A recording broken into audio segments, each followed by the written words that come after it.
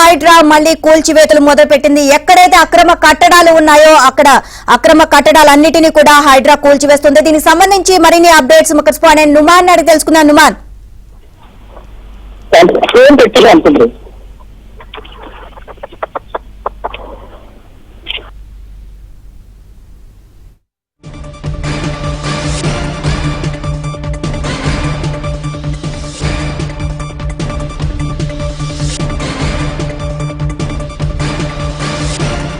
కొనసాగుతున్నటువంటి పరిస్థితి. తెల్లవారుజాము నుంచి కూడా భారీ పోలీసు బందోబస్తు మధ్య హైడ్రా కూల్చివేతలైతే కొనసాగుతున్నటువంటి సిచ్యువేషన్. దాదాపు 20 ఎకరాల విస్తీర్ణంలో అత్యంత విలువైనటువంటి ల్యాండ్.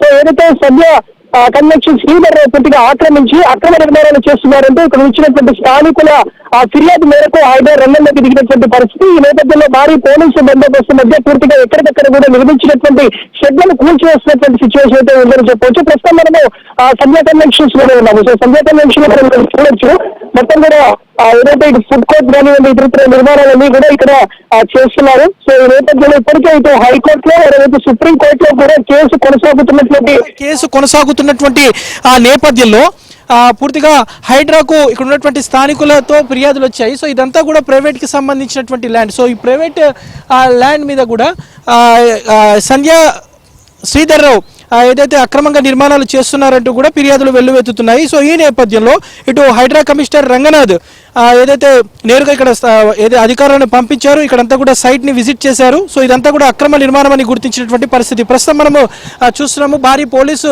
బందోబస్తు మధ్య కూల్చివేతల ప్రక్రియ అయితే కొనసాగుతున్నటువంటి పరిస్థితి. గచ్చిబౌలిలో సర్వే నెంబర్ 124, 125లో మొత్తం కూడా దాదాపు 20 ఎకరాల స్థలం ఉంది. సో ఇదంతా కూడా ఎఫ్సిఐ సొసైటీకి సంబంధించినటువంటి layout. So FCI society plot owners అదేవిధంగా సంధ్యా శ్రీధర్ రావు మధ్య ఇటు సుప్రీంకోర్టు అదేవిధంగా హైకోర్టులలో స్థల వివాదం కొనసాగుతుంది. సో కోర్టులలో వివాదం ఉన్నప్పటికీ కూడా వివాదాస్పద స్థలంలో అక్రమ నిర్మాణాలు చేపట్టారని కూడా హైడ్రాకు ఫిర్యాదులు అందాయి. సో అధికారుల వచ్చినటువంటి ఫిర్యాదుల నేపథ్యంలో భారీ పోలీసు బందోబస్తు మధ్య కూల్చివేతల ప్రక్రియ కొనసాగుతున్నటువంటి పరిస్థితి. So fertiliser corporation limited